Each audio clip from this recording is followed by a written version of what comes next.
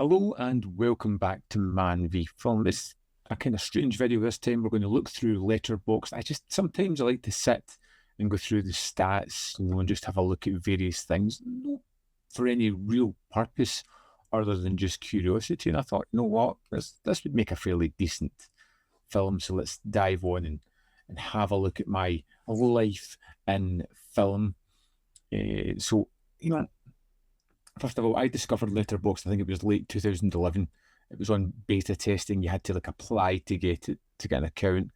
I've been using it since then, which is wild, I think, to think I've been using this for 15 years.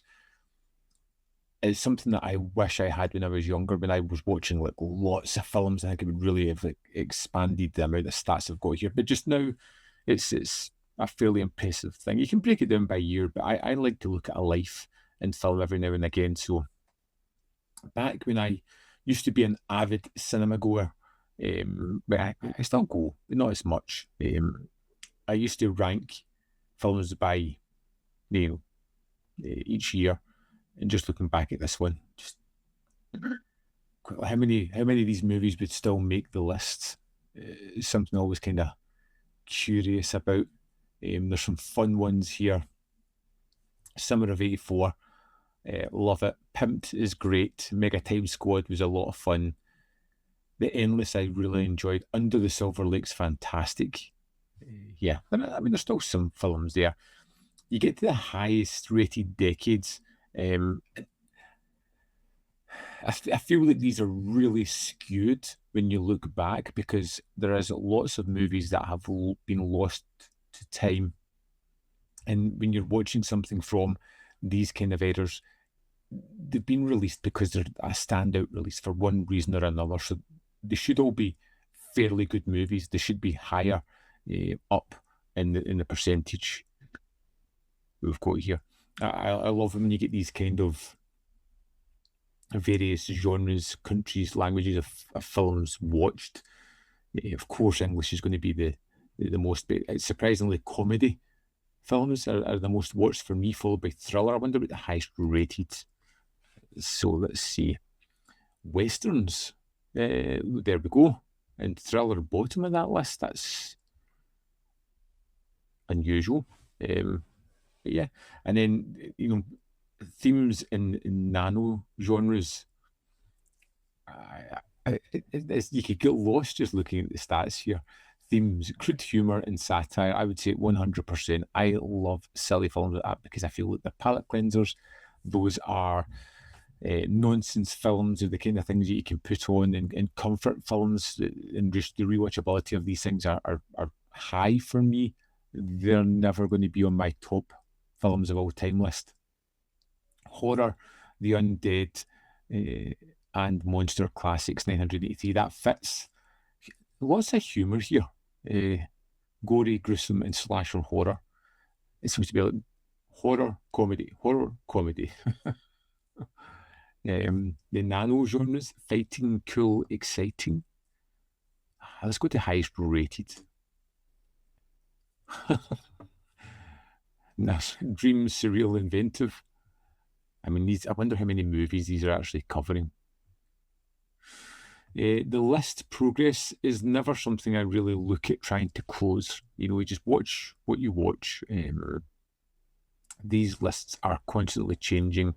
Let's see what the closest we've got. We've got 94% here in the worldwide. The box office, all-time 100. What have I not seen? Let's see if we can have a look. Let's fade watched. So, Neza 2, I've not seen. I went to cinema and seen the first one of that. Moana 2, I haven't seen. Lilo and Stitch, I haven't seen. And a Minecraft movie. And what is this? Hi, Mom. Do you know what? I'm not really too bothered about that. There's nothing that screams I need to see, which is fairly good. Top 250 horror. I wonder what I haven't seen there. Be some big ones. The Creator. Let's see, The Devils. I'm sure I've seen that at some point. Rosemary's Baby. Diabolique I have seen, or at least I know all about it. So seconds I have sitting there waiting to get watched. Same with Phantom of Paradise, Innocence. This Sinners is probably a big one that I really want to get to. I think it looks really great. Is there anything else that jumps out? I Saw the Devil. I've seen that. I've got it on Blu-ray. The Vanishing I've seen as well. We just haven't seen it since 2011. What is that? The Hourglass Sun. Oh, yes. I had a friend tell me about that. Bride of Frankenstein I have seen.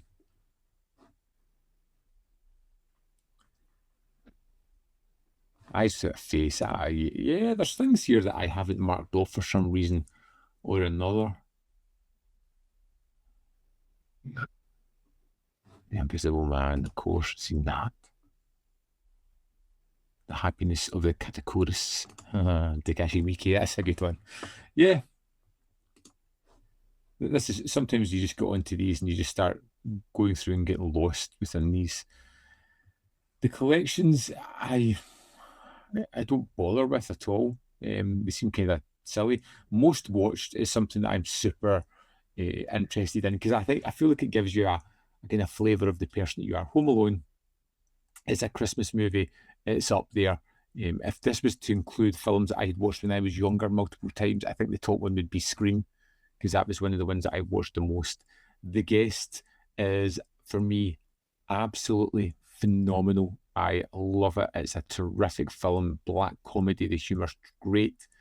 The World's End is something that I've watched a lot as well, and I feel it's the best of the Cornetto trilogy. The Raid 2 is pinnacle action movie. Absolutely amazing. Scrooged is one of my favourite Christmas movies. Mad Max Fury Road is incredible. Now You See Me, I've watched that 5 times. You know, I wouldn't say it's one of my favourite movies, but it's one that I put on and I don't feel it's wasted time, but I don't really rush back to see it. Goosebumps is one that my kids were into a lot.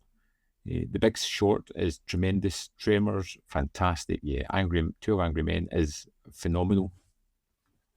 As is the Kingsman. The Red Turtle is a incredible film. Absolutely incredible animated film. Lots of Christmas ones here. The Burbs, Guardians, Frozen, because, you know, kids. The Nice Guys, Happy Death Day. One of my kids loves that as well. Touch of Evil, tremendous. Your Next, great. Monster Squad. The Meg, I've watched more times than I possibly should have, but it's amazing. The Thing, a bunch of James Bond films.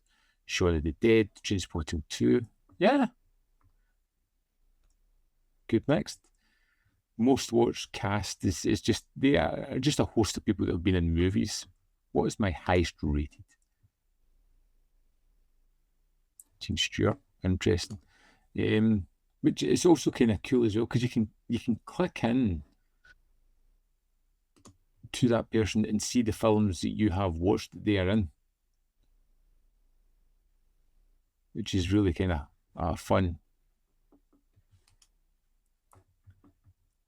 See, directors, you know, Alfred Hitchcock, Spielberg, Chang-Chi, Rodriguez, Umberto Lenzi.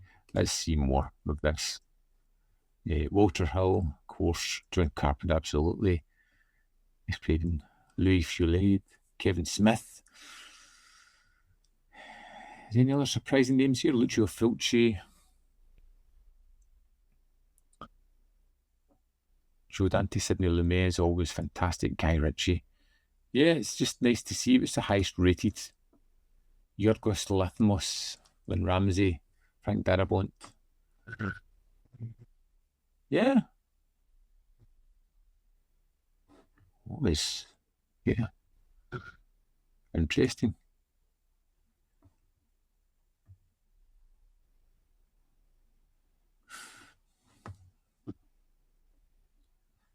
Studios, I don't really look at this much. The map. The map is something that I'm really interested in. I would love to get this all green at some point, but there's just to watch a movie from each place in the world. It seems interesting. You look in here, I've got nothing from Papua New Guinea. Indonesia, we've got 9 films. If you click on it, it gives you all films that were kind of produced from there.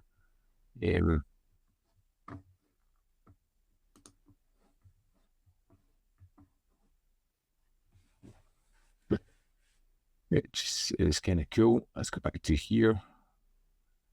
Yeah, there's a lot of places that I still to see movies from, which is kind of cool.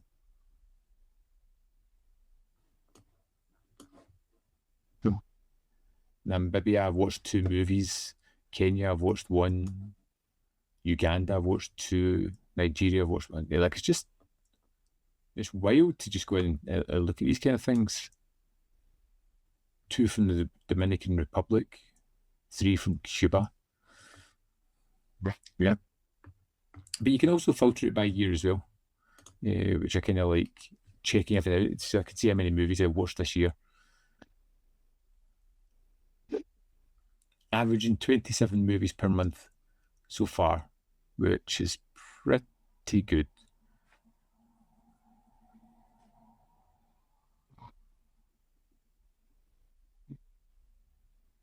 And here's my most watched directors so far.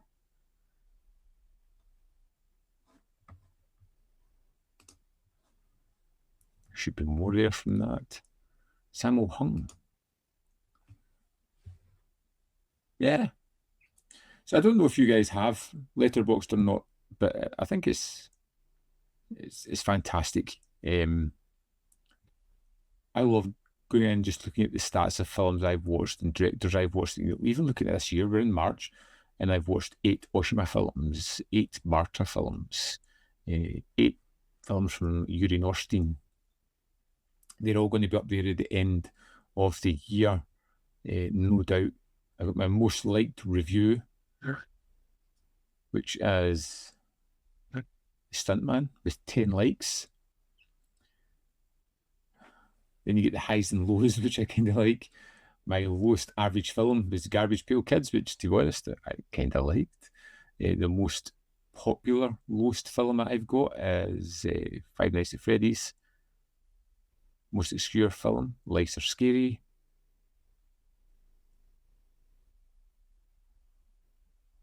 Yeah.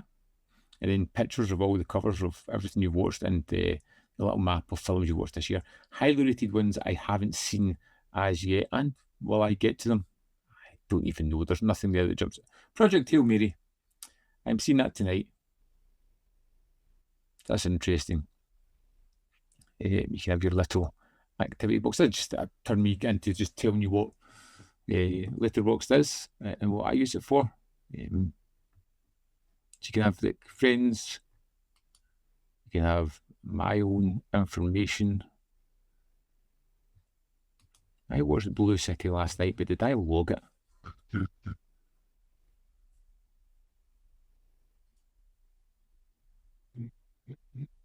I reviewed and rated it. I don't know if I actually watched it. So let's go to the diary and just check. Yes, I did. There it's here. Into my reviews. It's been almost a year of just doing reviews. I really like it. It's fun, and then reading the comments on some of them and being able just to chit chat with people, give a little initial impression, because sometimes the reviews come prickly, sometimes they don't come until a lot later. Visitor Q, I rewatched recently, which was great, and there's something more I'm working on for that. Yeah. Garbage Pail Kids, you can see with some comments. It's a movie that not a lot of people love. I do. I like it a lot.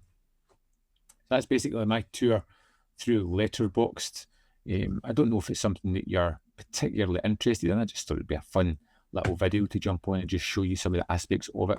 If you've got a Letterboxd account, follow me. You can see some of my reviews. You can interact. You can get to know what's going to be coming on the channel soon. Reviews from me. As always, there is more content up here. You can see more of my stuff in the description box below, or links to Patreon, membership program, and manvfilm.com. Always in which you can support me. Thanks for watching. I'll see you next time.